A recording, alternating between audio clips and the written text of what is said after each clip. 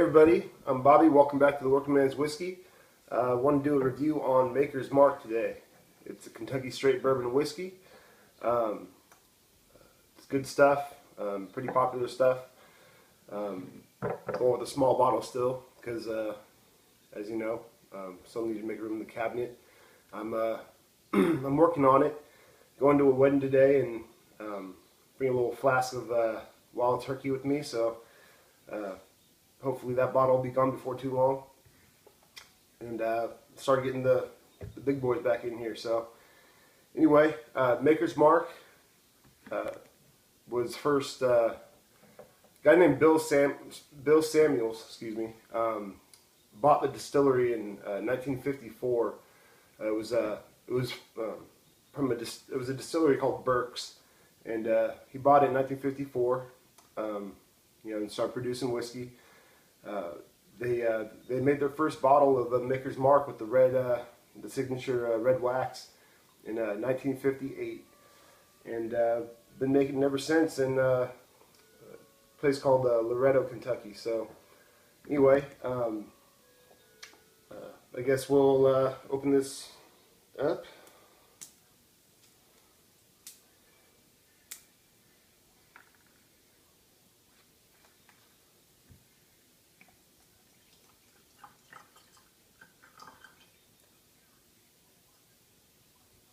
And I do wish I was able to find a bottle, just a little bit bigger than this.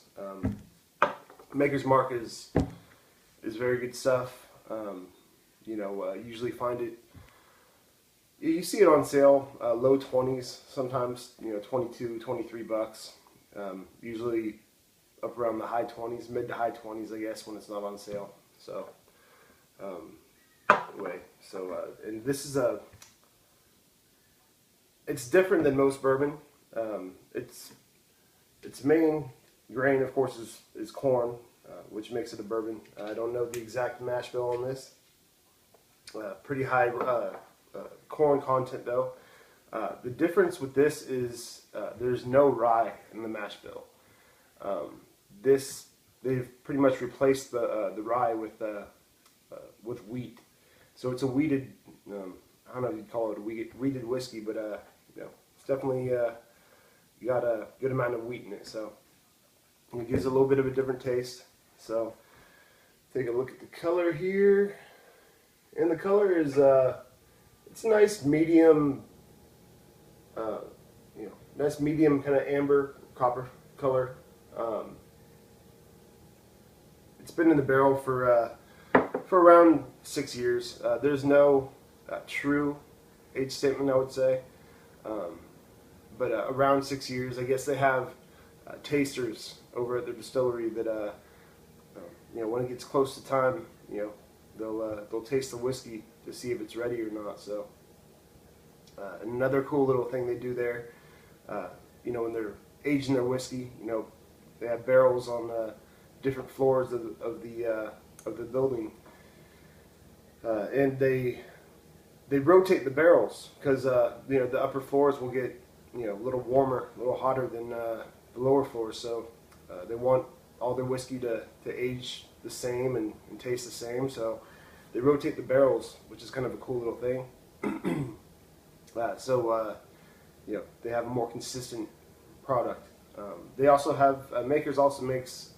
They probably make several whiskeys, but the other one I've had is Maker's 46.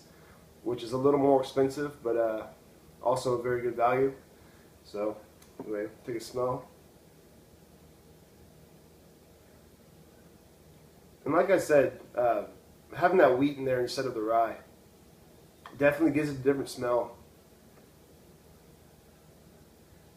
I guess you're just smelling the wheat. It's more of a grainy smell to it, it's a good smell. It's a nice smell.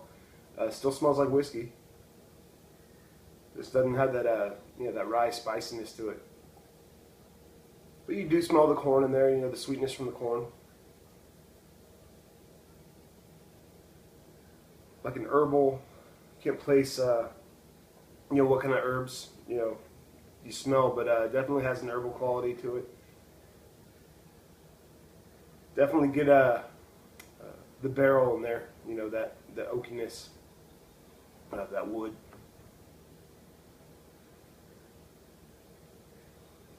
Maybe something slightly floral, slightly, you know, I know we say it a lot, but slightly citrusy. Maybe a little like lemongrass or something like that. Anyway, enough of the smell. Let's take a taste.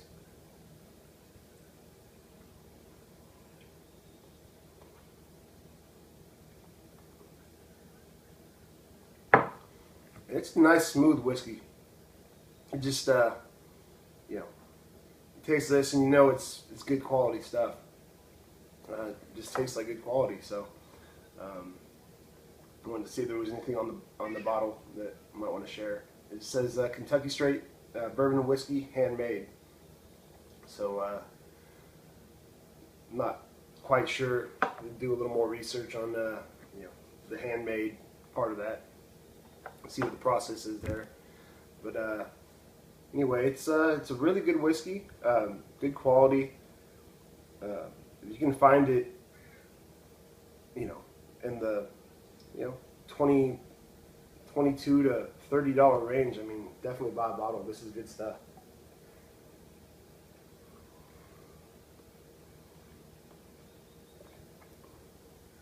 There's just a smoothness, a nice balance of just sweetness. Like I said, you get a little bit of grain. May even be a little bit of kind of like a hay quality in there. So good quality stuff, guys. Give it a shot if you find it. And until next time, cheers. And if I hadn't said it already, this is 45% alcohol, so 90 proof, just in case anybody cares. But anyway, happy wedding day to Jamie and Cody, and everybody have a good day.